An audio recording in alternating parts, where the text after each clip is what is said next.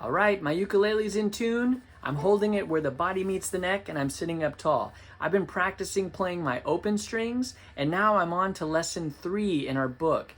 What we're gonna do here is we're gonna play our first scale, all right? So I'm gonna take what I know from the open strings and I'm gonna play, this time instead of starting up here on the 4th string, the G string, I'm gonna start here on the C string and I'm just gonna play each open string twice. I'll tell you why in just a moment.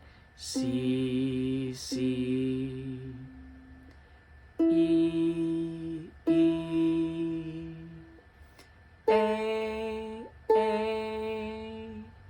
Now the reason I'm playing each one twice is because now I'm going to bring in this hand, and this is exactly what I'm going to be playing. What I just played is the same thing on the right hand, plucking each string twice, but the difference is now I can look in the book. There's actually a chart above each note that shows you where the notes are played.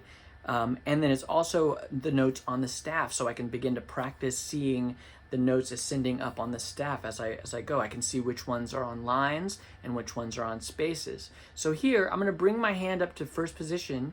As you can see, I don't know if you can see here, but my elbow is away from my body. There's lots of openness in my arm here. Also, there's openness in my hand. So if you're ever having trouble playing, check and see if you're doing this or this. I see this very commonly for beginning players. So sitting up tall will help.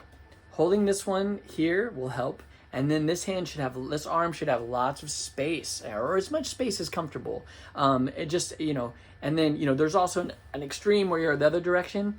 But I don't see that as much. I think a lot of times people are like this and you just want to open up. So I open my arm, I open my hand, and I bring it up to first position. And what that means is that here I have my nut, and then my first fingers line up with the 1st fret, 2nd fret, 3rd fret, okay? We're only gonna need the 2nd and the 3rd for this scale. On the C string, we'll use the 2nd finger on the 2nd fret. And then on the other 2 strings, we'll use the 3rd finger on the 3rd fret and the 3rd finger on the 3rd fret. Now, once you're in first position here, another thing I like to remind students is that watch my hand because I'm not gonna go too far. Leaving your hand here in the first position really helps. Also, the placement on the thumb should be on the center back of the neck. And again, leaving lots of space. Look how spacious my hand is here. There's lots of space between my hands. And you can think of this almost like a pair of pliers or a tool or a clamp. There's lots of strength with that shape, okay? We've seen that shape in tools as well, right? So here we go.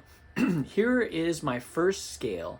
C, D, E, G, A, C. Now it's important to hear the entire scale so you understand what you're building up to. But if you're having trouble with any part of it, just play the one at a time. So if I was doing the tiniest version of practice for this, I would just go to my C string and I would play C, D, okay? You can connect this with other types of music learning you may have had. If you know these 2 notes, you know what it means to have a note that's in the step above.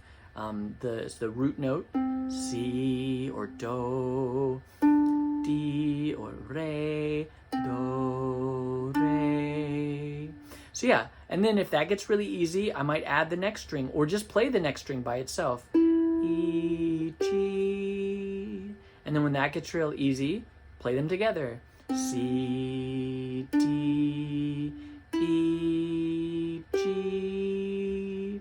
Another way to add a challenge to this, if playing the scale is very easy to you, you can add a challenge by playing a metronome. You can play 1 note for every 4 beats, let it ring out as long as you can. That's called a whole note, and that's what's written in our book on page 3.